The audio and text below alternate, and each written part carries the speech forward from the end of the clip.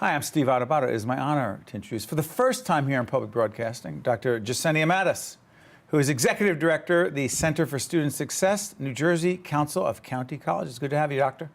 Thank you. Likewise. Let's talk about student preparedness, college readiness, if you will. Why are so many students not ready to go to college? Well, they're coming out of high school and they're not prepared. And some students have come to us years out of high school. We serve a large population of students from high school age, returning adults, etc. So those students often come to us and they're not prepared. Who's the us? Who's the we? The Describe your community organization. college. So we have 19 community colleges in the state of New Jersey, and I will add there are 19 phenomenal institutions with faculty that come from everywhere, quality faculty whose primary focus is teaching and passion for students, being there with them. How do you actually get them ready? I mean, I'm thinking about this.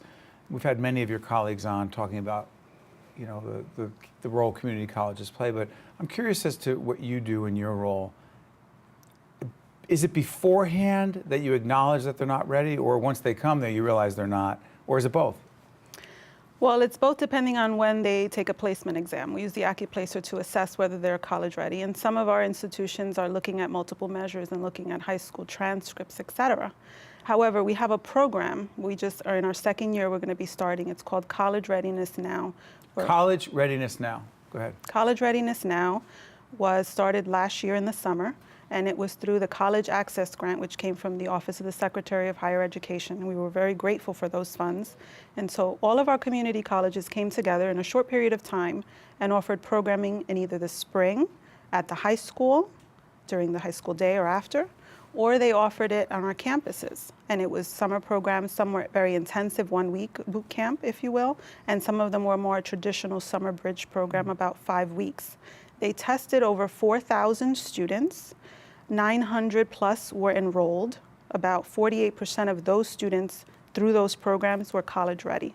And the other half, you may ask, well, what happened to those students? Yeah, what happened to those students? Those students were then brought up so that they were only one course away from either math or English. I can't let you get past that. Brought up, describe what actually happened with those students in terms of what was done to help them improve and in what areas. So if they needed several semesters to get them through their coursework, to get them to be college ready, they were now much closer, meaning only one course away. So some of our students can be enrolled within the first academic year and be taking all of those courses, which are not credit-bearing courses. They're not actual college degree credits. And so what that did is save them and their families hundreds of dollars by allowing them to move up the sequence and the ladder, if you will. But why is it that so many students are in fact not prepared for college? Well, I think it's because sorry for interrupting, because it's not like they don't know, and it's not like high schools don't know that after 4 years of high school, if a young person wants to go to college, that there are certain requirements, or is that a shock to them? Well, I think it depends on who you ask. Some people will say that the high school should be offering some of the more rigorous courses toward the end, and they talk about students being better prepared in the senior year so that when they take these exams or when they're looked at, they place better. Some students will say to you, well, I didn't know I was going to be taking an exam, or I didn't study for the exam, or I just walked in that morning and I had been up all night studying for another test, or something like that. Which is not the best approach. No, it's not.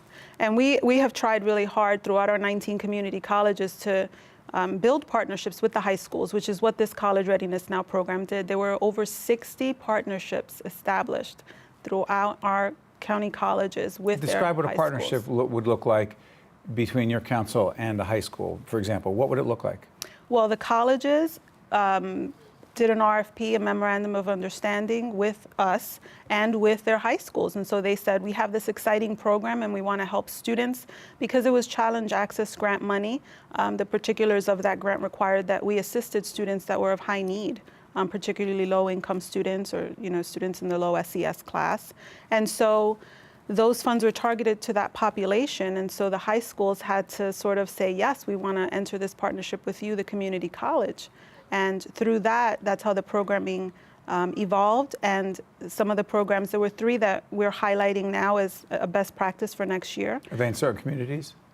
They're throughout the the 19 community colleges. Or throughout all of the 19 All of community them, colleges? correct. All of them participated with programming. They held either the 1-week intensive, like a math boot camp to get students up to speed.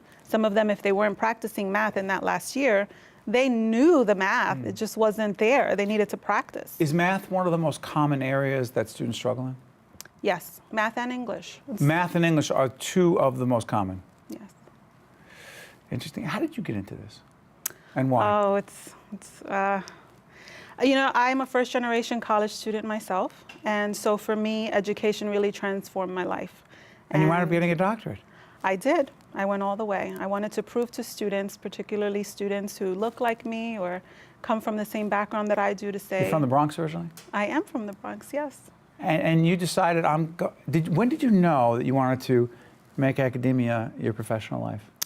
I had, right out of high school, gotten a job as a secretary, and I was working there for several years, and I realized that the only reason I couldn't climb up and do the other jobs was because I didn't have a degree. And so that launched me into a degree. I studied psychology, and I fell in love with it. I went on to work with foster care children, and from there, I went to receive an award at my institution, and one of the deans, who was just a phenomenal mentor to me, said, "There's a position open, I think you should apply."